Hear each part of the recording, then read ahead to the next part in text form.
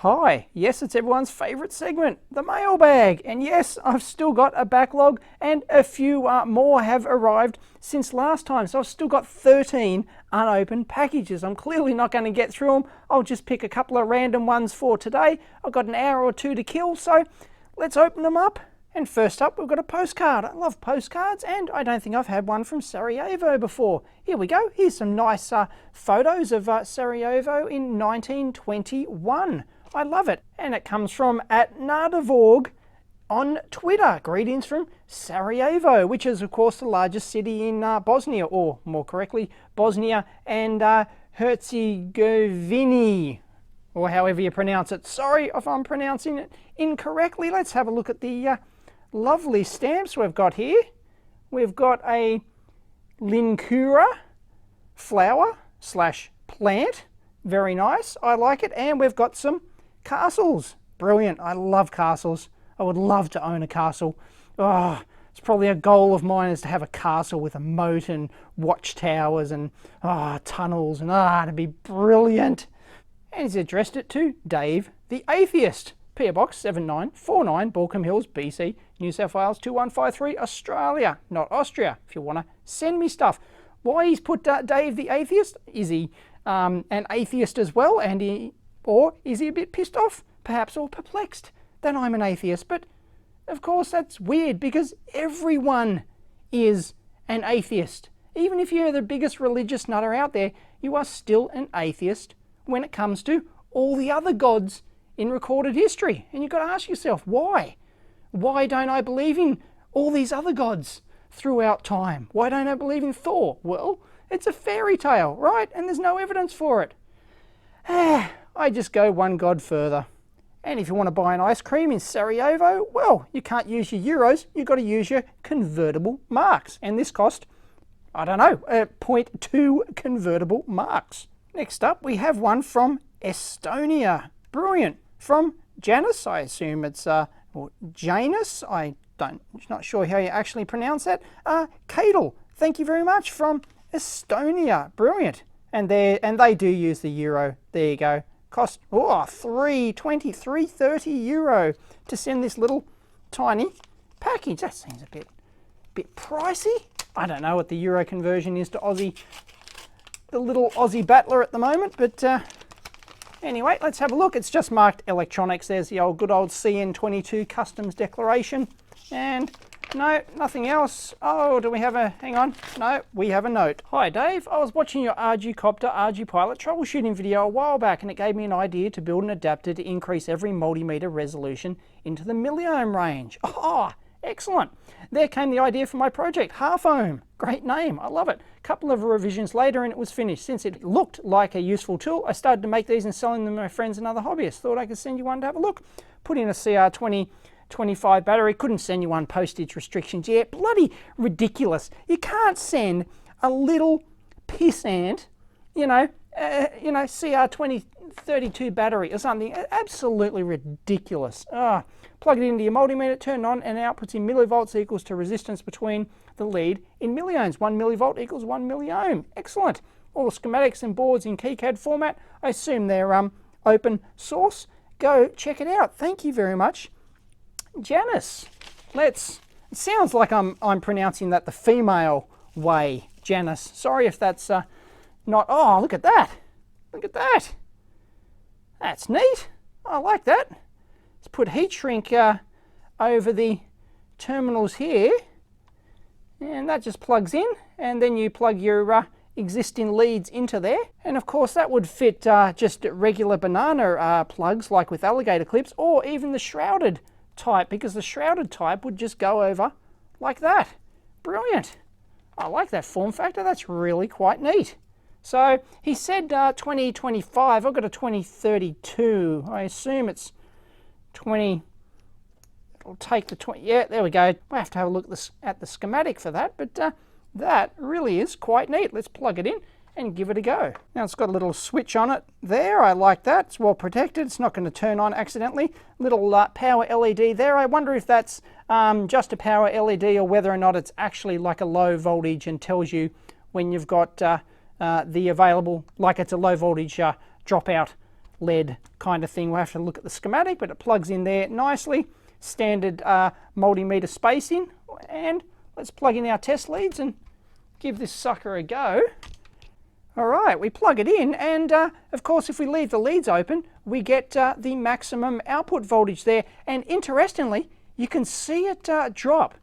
You can see it drop. Now that's obviously the battery voltage dropping in response to the internal ESR and the current draw from the actual circuit. And if we had another extra digit display there, we'd actually be able to see that countdown quite quickly. And there you go, I used my Metro Hit energy there, which gives us an extra digit, and you can see it counting down pretty darn quick. I wonder what this thing, what the current draw is on this thing.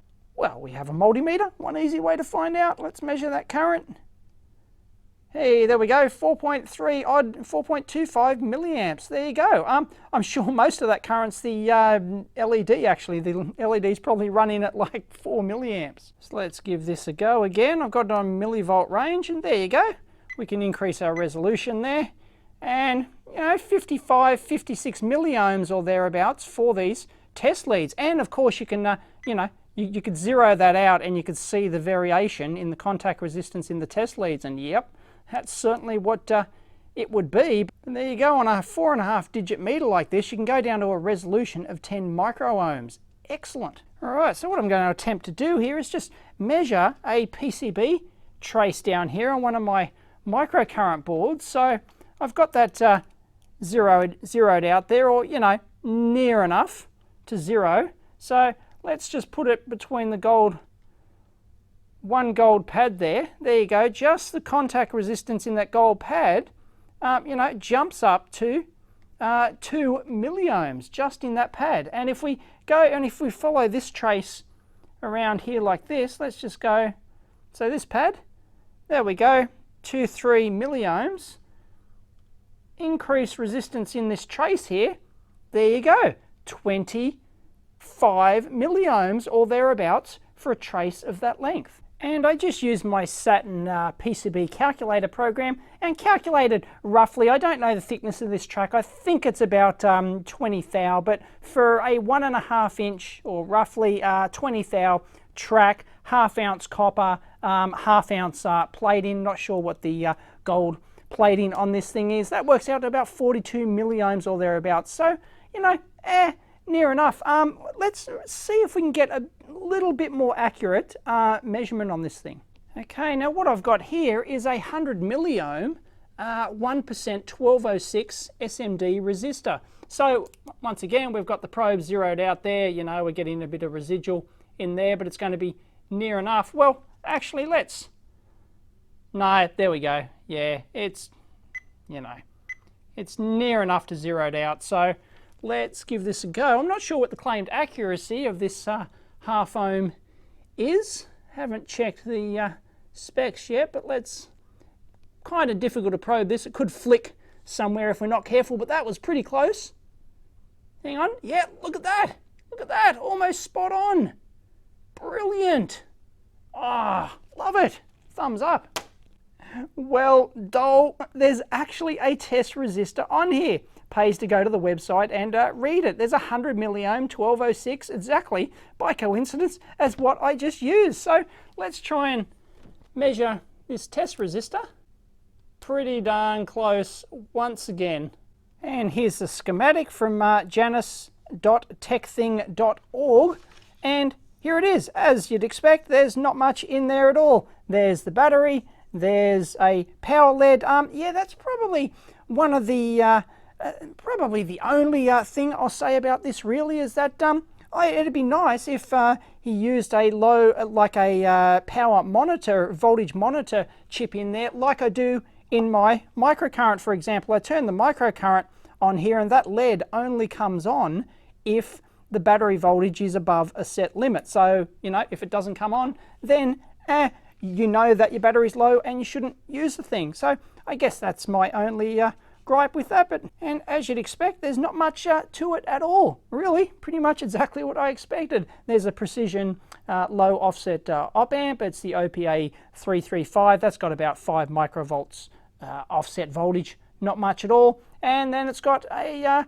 few precision resistors there, presumably, and a voltage reference up here, 1.24 volts through a 620 ohm resistor straight to the test probe. So that just generates a voltage directly across the resistor there, and it multiplies that and gives you an output, and that's all there is to it. That's all you need. Now my only concern here is why he's got a 100 nanofarad cap on the output, presumably trying to I don't know, reduce noise or something like that, but you don't need that at all. You shouldn't put a cap directly on the output of an op-amp that can affect its stability. So I would just leave that off completely. Now let's just have another shot at measuring a PCB trace here. I've got one of these Farnell boards. I know it is 1 ounce bare copper, about 165 millimeters long. It's about a 2 millimeter width trace in there. Haven't measured that accurately, and my Saturn PCB calculator says I should get about 86 milliohms or thereabouts. So let's probe this. No, we're getting 60. No, that's a fair bit out, but I'm going to believe it that that's actually what it is, because you know, these things, the manufacturing tolerance, the etch tolerance, the actual copper thickness tolerance of these traces on these boards are quite large. And really, if you want to go below sort of the ranges that this sort of thing has, you're really looking at 4-wire measurement then. So this is probably the limit of what you really should be doing with the standard 2-wire measurement technique that this thing's using. So thanks, Janice, that's pretty cool. That's the half ohm. Go check it out. And the next one here is from Jebediah Moulton. Thank you very much, Jebediah, in Ackworth, GA. I think GA is Georgia, or I thought it was, so I looked it up, and sure enough, it is Georgia. I do know most of my US states, even though I'm not a Yank, just being in the business, sending all sorts of stuff over the years. They call it the Lake City. Woohoo! In Ackworth, so hi to anyone watching in Ackworth, Georgia. Let's have a look. 1 decade resistance board and 1 motor driver board. A decade resistance board in here as well. I'm curious to take a squiz at that, so let's assume that I've got to open those. Boom, yeah, I've got to, do I have to split it right along there? No, what's the deal? How do you open these stupid boxes? There we go, rip it open.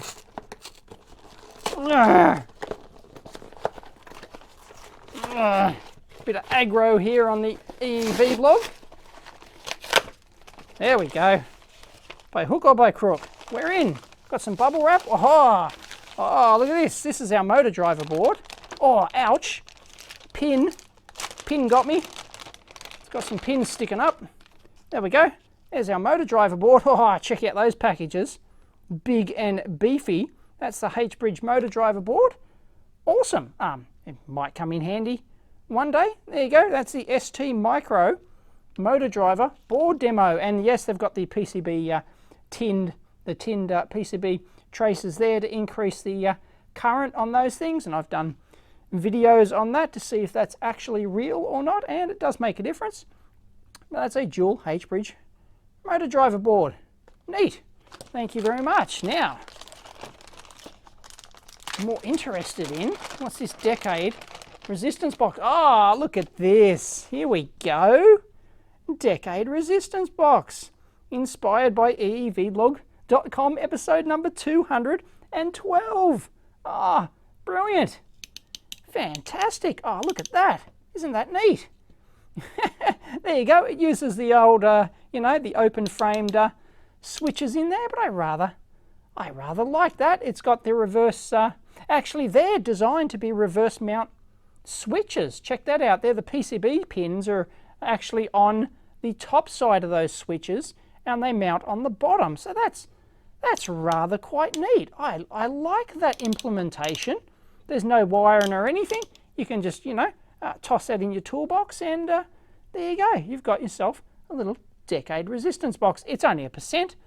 You know, it's not exactly huge, but it goes from 0 to 1 meg. And what do we got here? So we've got, looks like 1 ohm, yeah, 10 ohms, 100, 1K, 10K, and 100K. And that's from AtlantaRobotics.com. Oh, dull. I thought this was somehow like an ST board, but it's not. It is from Atlanta Robotics. It's a very sort of convoluted, unreadable kind of, now that I know what it is, I know what that says, but yeah, the logo, I don't know. Anyway, this is the 12052 120052 automotive dual H-bridge DC motor driver, and it's based on the ST micro chips, as we said. Some of the features: 5-volt logic compatible inputs.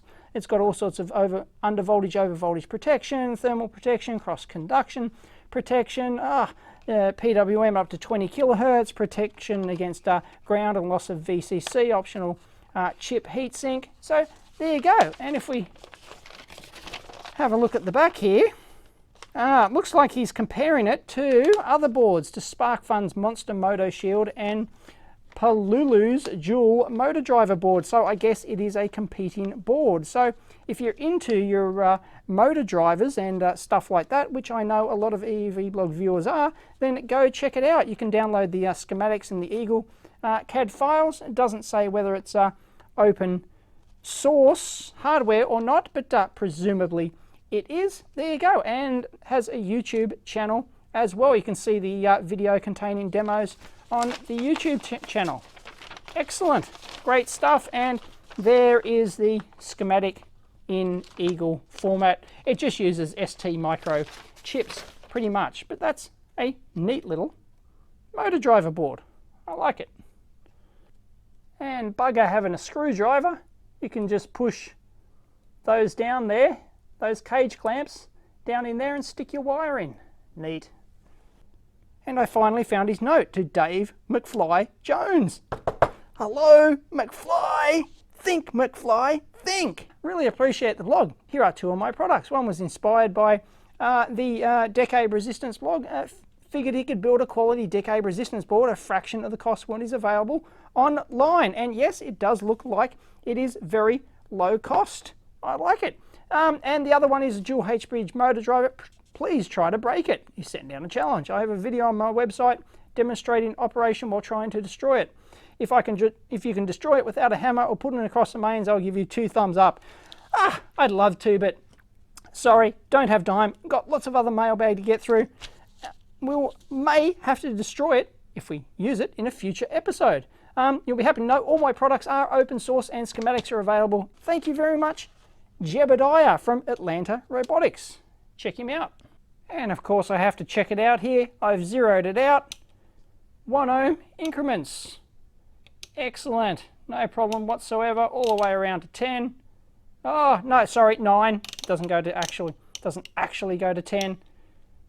Whack it up, 10 ohms. Seems to work. A treat. Not a problem. Ta-da! I like it. I love decade resistance boxes. Just something magical about them, really. And next up, I've got 2 from Ernesto Castoza from Miami, Florida. Thank you very much, Ernesto. And he sent it to that crazy Aussie bloke again. And we've got blank PCBs and small electronic parts. So let's crack this thing open. Is it like a kit? Hey, it's a kit. It's a kit. Oh, dangerous prototype board. Yes. Of course, I remember this. They were going to send it to me. It's the new Bus Pirate. Or is it the new LCD? No, they were going to send me a new Bus Pirate. And here we have the new Bus Pirate version 4.0C. Public domain, license from Dangerous, Ian at dangerousprototypes.com. And that's actually that looks like the bottom of the board. But so they've got LEDs on the bottom, but they've also got LEDs on the top. Does that mean like you can use it both ways around? I'm not sure what the deal is there. So they've got all the same LEDs duplicated on the top and the bottom. Interesting. And woohoo, I do have the bag of bits as well. There's a few chips in there, it looks like. So I've got the chips to, I think, assemble the Bus Pirate. I'm not sure. There were no instructions on this. Well, maybe it's a collection of bits for, I don't think it's all 4. Maybe there's not enough. Anyway, excellent. More stuff to build up. Now the next one we've got here is a part ninja, and I don't know what a part ninja is. Off to Google. And what do you know? The part ninja is actually a component tester, as in like a transistor, diode, capacitor tester and stuff like that. It's driven by a micro, of course, but you mount an LCD directly on there. It looks like it's got some buttons and various stuff to do things, probes, external probes, and you can place your SMD parts there that you want to test it. So you could just hold them down onto the pads, presumably, and it will test, you know, it'll determine like your pinouts of your transistors and determine what it is and stuff like that. I think it does, you know, transistors, diodes, capacitors, resistors, basic part tester. Neat. Check it out. That's the Part Ninja. And this is the Bus Pirate LCD adapter version 4, and I think I am responsible for this one because I complained in a video when I tested the Bus Pirate that well, it didn't have, I think it only had the standard single inline, didn't have the dual inline pinout there. And is that my imagination, or are those holes too small? They look smaller than those ones. Well, I went and got myself a header connector, and of course that just slides in there. No problem at all. Let's see if it goes in. Oh yeah, it goes in, but it's a much tighter fit in that one. But cool, that will allow me to test LCDs using that format. Let's try the other one here. In my list of kits I've got that I need to assemble just grows and grows, and I've said I will probably do some videos just assembling them and, I don't know, maybe ranting on about something. At the same time, more PCBs. Hey, had some extra PCBs, thought you might like some. One of the crew at Dangerous Prototypes replied to me on a post. Send one to Dave as we added a 2x8 connector because of his review. Well, actually this is for Bus Pirate version 4, which he doesn't have. Also has some bustling, get in fad. When I get them, I'll send them your way. Yep, so that was, looks like we opened them at different times. Or in the incorrect order. So, AT Mega Fuse Bit Doctor. What's a fuse bit doctor? Let's have a look. AT Mega HV Doctor. Oh, right. I think I might know this. What this does offhand. I think it allows you to recover, erase and reprogram AVRs that have been locked, and you can only do that using the high voltage parallel mode, I think. So I think that's what that does. I better double check. And yep, I checked, that's exactly what it does. I've complained about that in a very old video where if you program the clock bit incorrect, you can brick your little AVR micro, and the only way to get it back is with a parallel programmer like this one. If you don't have one, well, get one of these things. So, if you need one, you're doing AVRs, check it out. DIY, anyway, blah, blah, blah, blah, blah. The link will be in the notes below, as always. And I got a couple of more Bus Pirate. Ah, here we go. So there's a Bus Blaster. Oh, I don't have a Bus Pirate. I've now got a Bus Blaster. Now the Bus Blaster, of course, hence the name, which is ripped off from the Altera Byte Blaster, is a JTAG, an open source JTAG programmer. And if you need, I like a high speed, I think, JTAG programmer. So if you need or want an open source JTAG programmer instead of the real deal from Altera, I think this might do Altera and Xilinx as well, then check out Dangerous Prototypes Bus Blaster. So thank you very much, Ernesto, for that wonderful bag of Dangerous Prototypes open source goodness. Love it. And next up, I'm pretty excited about this one. I have been for a while. I've been itching to open it, but I was saving it for the mailbag, and it is from Norway. We have some Norwegian Stamp Set, lovely. The Krona, of course. Soccer, didn't really know they were into soccer, but there you go, they probably are. And who's it from? It is from my good friends at Energy Micro. You've seen their stuff before, I've had them on the blog, and I know what's inside this. So it is a little bit exciting because it allows me to get back to work on a project that I haven't worked on for quite a long time now. So, sorry, this is quite a big package, and it just says it's a kit on the front, by the way. I'm pretty sure they did clue me up. They were sending me this, so let's have a look. I'm sorry, but you won't. I won't be able to do much with it on this episode. I will almost certainly do another video in its own right. So, ta-da!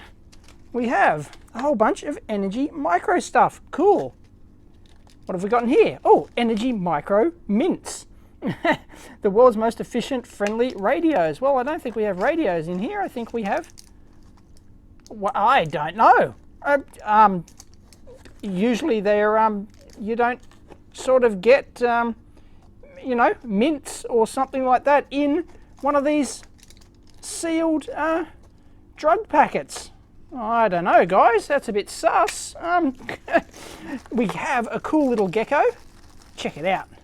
There's the little Energy Micro Gecko keyring. Awesome. EFM32 processors. And it's a new EFM32 starter kit, but it's more than that. Oh, bonus pen. Energy Micro pen. But it's more than just their new starter kit, I believe. So let's open this up. Ta-da! Let's have a look. energymicro.com/simplicity. And there you go. For those who want to scan it, go for your life. Take a snapshot and scan. If you want to do it the modern way, we have USB cables. We have a CR2032 battery. And, well, this new Energy Micro board, let's take a look at it. The one doesn't look like the one I was excited about, but this is the giant Gecko anyway. This is their, I think it's their highest end board. I'll have to double check on that, but that is their, because before I got the tiny Gecko, I think, starter board. Once again, that's from memory.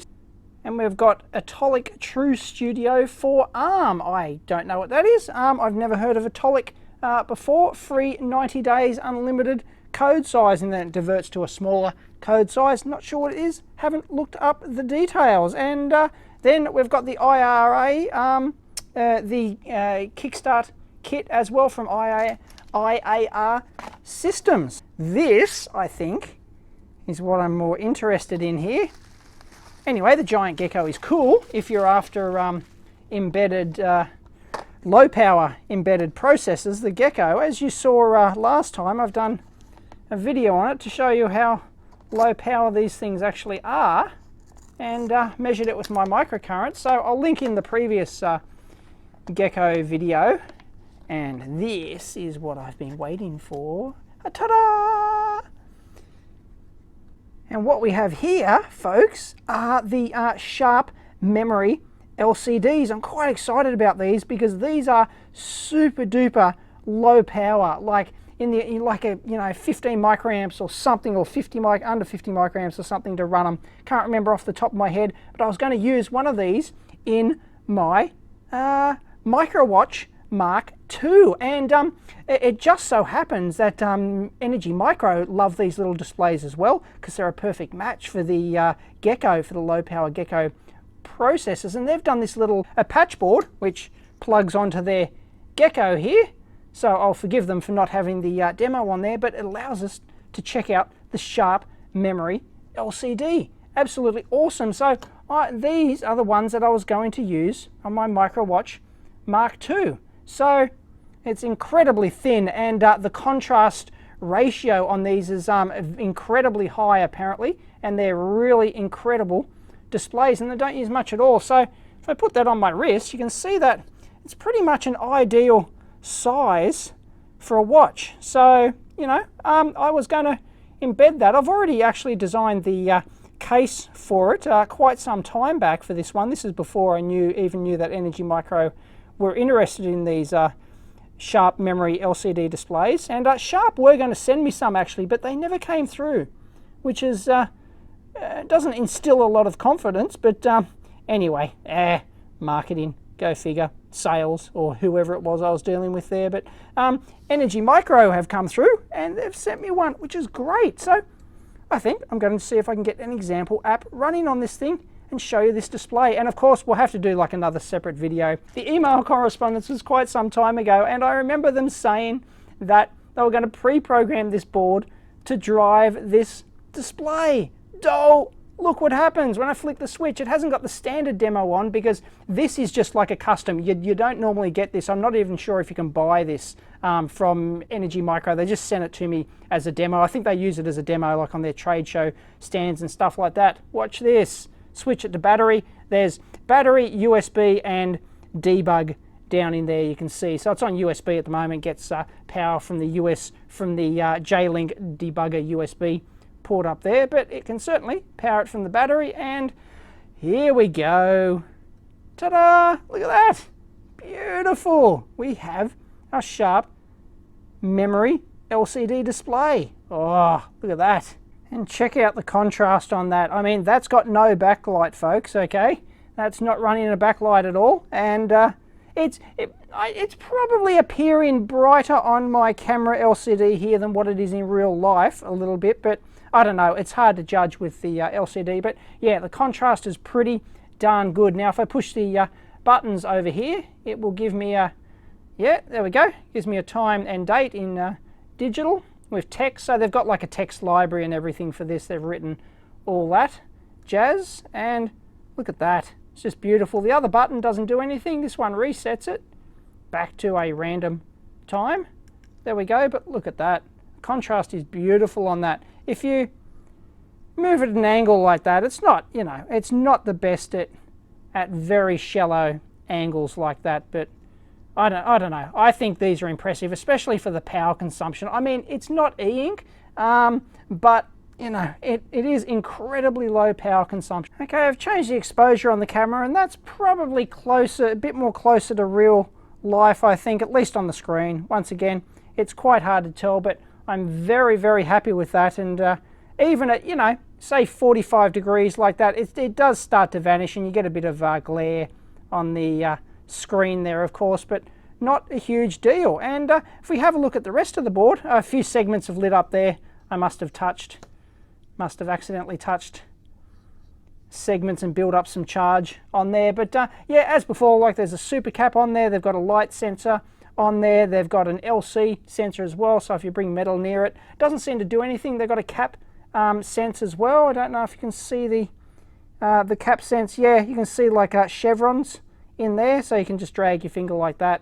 So the Energy Micros have all that stuff built in. So they've got LC sensor, light sensor, and a whole bunch of things. It allows you, as you saw in a previous video, allows us to tap in and measure the power consumption easily. So it's a really neat little demo board if you're into ultra low power processors. And have a little close up at the flat flex there and the glass and the bonding of that to the glass on there. And of course there will be a driver on there as well. It'll be a chip on glass driver somewhere. And check that out. They've got a little barcode on there as well. I think it looks like a little 2D barcode, and you can see the individual pixels on that thing. No problems whatsoever. So the chip on glass has got to be, driver's got to be embedded in there. All right, why not? Just a very quick test of the power consumption on this thing. Here we go. I've soldered a little 2-pin header connector in here. Like all you do is desolder a series resistor in there, and you've got this 2-pin, and you can put a 2-pin header down in there, and you can break into it so that you can measure the current consumption. Now this is not the current consumption of just the LCD, this is the LCD plus the micro and all the supporting circuitry as well. And I'm on the microamp range on the microcurrent here, so it's just over 2 microamps there. So the processor is still running in the background. That's, you know, the 32 kilohertz a real-time clock oscillator and all that sort of stuff. And with pulses, every time it switches the hand there, the seconds hand on there, it jumps up to, well, I don't know, there's an excursion, jumps up to 30 microamps there. You know, we can have to turn on min-max mode here. There we go. Let's try that, and max, there you go, 109 microamps maximum, and 1.68 was the minimum there, with an average of, well, 9. Now these sharp memory LCDs, they come in various sizes. This I think is the 1.6 It seems to be the 1.28 inch one at 128 by 128, but it could be the 96 by 96 pixel one as well. I've got to decode the little numbers on here. I don't have a note telling me exactly which one it is. And the current consumption of these things will change depending on the refresh rate, of course. Now we're updating at 1 hertz, and the datasheet actually specifies the power consumption at 1 hertz, as well as a higher frequency like 60 hertz or something like that. And at 1 hertz, it's rated to draw about 6 microwatts, and at 3 volts, that's about 2 microamps. So that's pretty much bang on what we measured. So most of our current consumption is coming from the sharp memory LCD and not the little giant Gecko processor. So I just love these little things. They are fantastic. And if you're after a really a decent contrast, incredibly low power LCD display just for a watch or a calculator or a multimeter or something like that, these things are, you know, fantastic. So hopefully I'll do some, I'm sure I definitely will do some more videos on these sharp memory LCDs. And check out the links below if you want to check out this stuff. Until then. And thank you very much to all the guys and girls at Energy Micro. This is fantastic. I couldn't get Sharp to bloody send me one, but Energy Micro did. Thumbs up. If you want to discuss it, this mailbag, jump on over to the EEVblog forum. And yes, I still have a ton of mail left. So yeah, I will eventually get through it, folks. Catch you next time.